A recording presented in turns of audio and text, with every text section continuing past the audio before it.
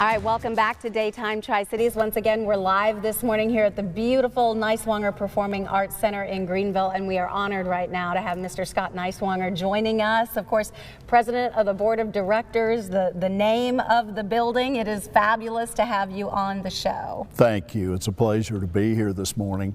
I'm glad to say both Gladys Knight and I have made it 20 years and we'll be here for the show. And you can't wait, and I bet you remember that opening night like it was yesterday. I certainly do. Actually, we flew down about 60 people from Van Wert, Ohio, where I grew up, who were looking to build a performing arts center at their new school. Oh, wow. And so we helped with that. So we have two Niswonger Performing Arts Centers. That is amazing. And here, 20 years ago, when you all of this was happening, they were going through that renovation, the school was going to do some stuff, they were going to do a little expansion, and you said, why not go all in? Yeah, two things happened.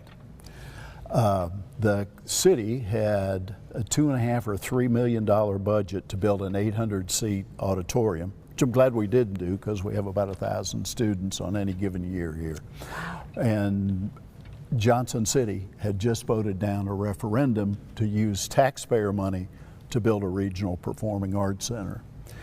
And we thought, wouldn't it be cool if Johnson City's little country cousins could put that together? So it was my first public-private endeavor, and we put $6 or $6.5 million up against their $3, and we ended up with this beautiful facility that people from the last show we had last year, 25 states to see Americana at its best, Jimmy Fortune and Brothers of the Heart, 25 states and Canada attended. So it is, in fact, a tourist magnet. So it is doing exactly what you said it would do. What we hoped it would do, yes. And when you're seeing it, when you're here, and I know the show is about to start, and you're out there in the lobby, and you're seeing really all your old friends and making new friends, what's it mean to you to have it and see the growth that it has been over these years? Oh, it really feels good, and it supports so many other businesses. Our hotel and restaurant are always full on show nights, as are other hotels in town. It just brings so many people here who get to see Upper East Tennessee for perhaps the first time. And many of them end up coming back, and many of those end up staying. Isn't that a wonderful thing? Comes full circle, doesn't it? For sure. And I know for you, education is your passion, and bringing future generations and giving them those opportunities. And this is such a reminder of what that does, both for Greeneville City Schools as well as other kids who are able to take part in the education components of the theater. Yeah, we have, Vicki would have to tell us for sure, but about 80 performance days for the school systems. When we built it, we said, let's allow the 4 county high schools to have their vocal and instrumental music programs here at the end of the year.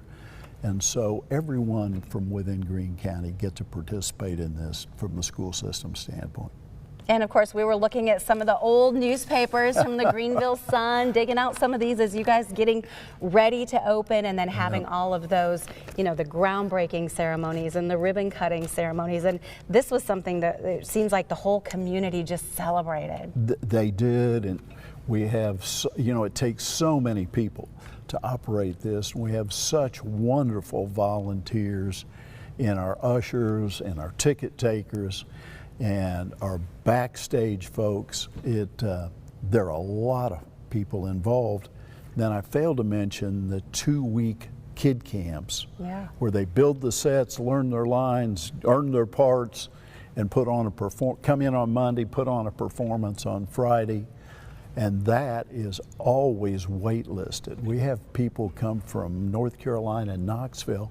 The family will come and spend the entire week here so their children can participate in something that must be pretty unique. Yeah, must be, bringing them in. Yeah. Absolutely. And you continue to give back to the community through special performances throughout the year. We do. We have 4 or 5 that are free performances from the Knoxville Symphony to other things associated with kids programs. We want everybody to be able to attend. That's a wonderful thing. Yeah. Well, it was a pleasure to have you on the show. Thank you. Thank you so much. Like I said, I'm pleased to be here. And Gladys Night, that's going to be an incredible evening. It will Cannot be. wait I to don't get know your how many of the tickets. pips are left, but maybe I'll fill in. It's going to be big. All right, check out the website, of course, for more information. It is npacgreeneville.com. We're back with more of Daytime live from the NPAC right after this.